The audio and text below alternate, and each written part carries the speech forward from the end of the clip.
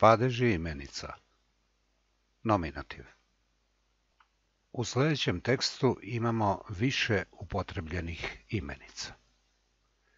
To su košarka, porodici, kuća, lopti, brat, prodavnici, uglu, ulice, lopta, drugovi, loptu, terenu. Podsjetimo se za trenutak da padeže prepoznajemo na osnovu odgovarajućih pitanja. Naučili smo da nominativ odgovara na pitanja ko i šta, ko za osobe ili šta za ostale imenice. Izdvojit ćemo samo imenice koje odgovaraju samo na ova pitanja. To su košarka, kuća, brat, lopta, drugovi. Izdvojene imenice su u padežu koje nazivamo nominativ. 4 su u nominativu jednine, a samo jedna u nominativu množine. To je imenica drugovi. Zapamti, nominativ uvek odgovara na pitanja ko ili šta, bez obzira da li je imenica u jednini ili u množini. Sada ćemo iz rečenica u kojima su imenice u nominativu upotrebljene izdvojiti samo glavne članove. Predikat i subjekat. Košarka je omiljena, kuća je puna, brat je kupio, lopta je najlepša, drugovi su se oduševili. U kojem su padežu imenice u ovim rečenicama proverit ćemo pitanjima.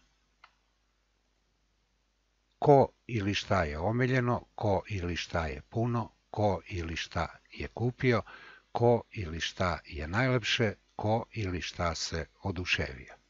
Odgovori na ova pitanja su upravo imenice koje smo izdvojili. Košarka, kuća, brat, lopta, drugovi.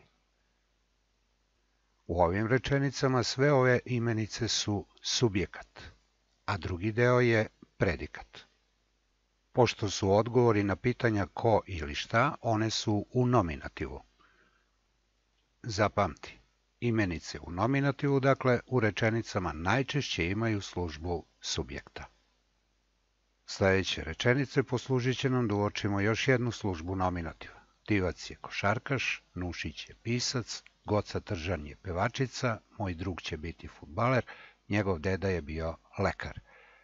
Za istaknute imenice ponovo postavljamo pitanja ko ili šta.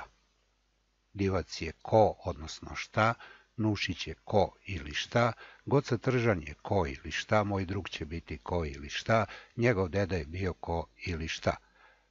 Odgovori su košarkaš, pisac, pevačica, fudbaler, lekar.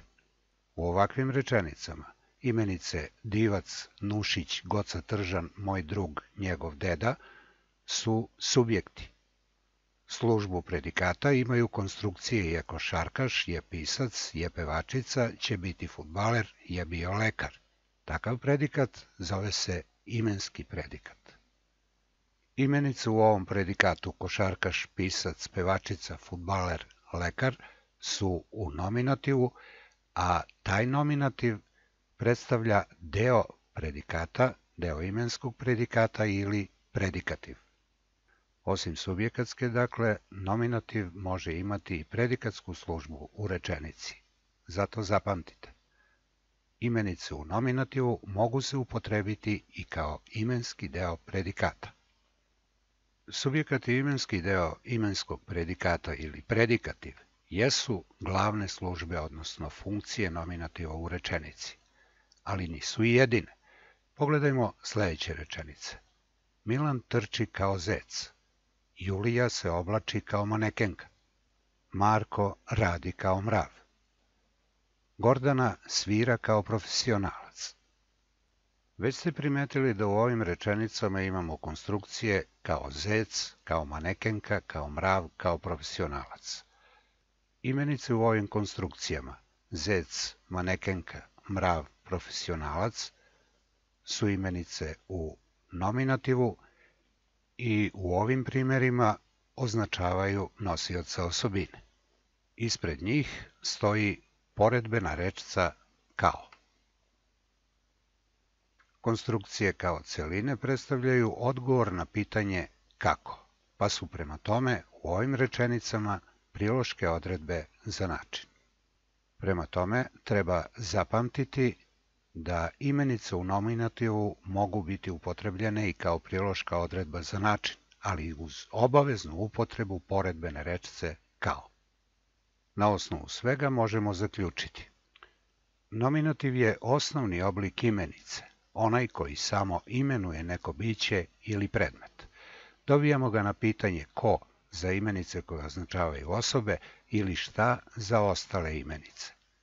Imenice u nominativu najčešće imaju službu subjekta u rečenici i mogu se upotrebiti i kao imenski deo predikata. Nominativ uz poredbenu rečcu kao vrlo često ima i službu, odnosno funkciju priloške odredbe za način. Uvek treba znati. Značenja padeža ostvaruju se i prepoznaju samo na osnovu rečenice u kojoj su upotrebljeni.